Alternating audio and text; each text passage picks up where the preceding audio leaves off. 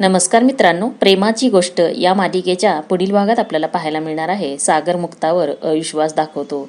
मुक्ताला म्हणतो, तुम्ही जे काही बोलत आहात आणि आरतीने जे काही आरोप लावलेले आहेत त्यावर माझा विश्वास नाहीये. असं लकी कधीही करू शकत नाही.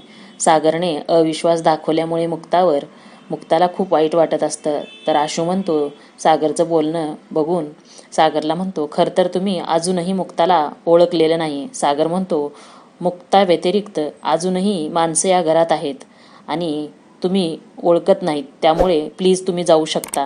तर आशू तिथून निघून चाललेला असतो. तर आशूला थांबवण्यासाठी मुक्ता प्रयत्न करत असते, परंतु आशू काही थांबत नाही.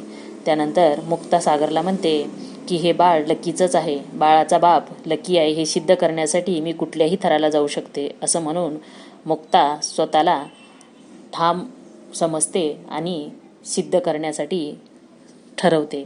तर मुक्ता सिद्ध करेल का आरतीच्या पोटातलं बाळ लकीचं आहे, आणि कशी करेल, लकीचं सत्य सर्वांसमोर आणेल का, हे बघणं रंजक आहे मित्रांनो. धन्यवाद.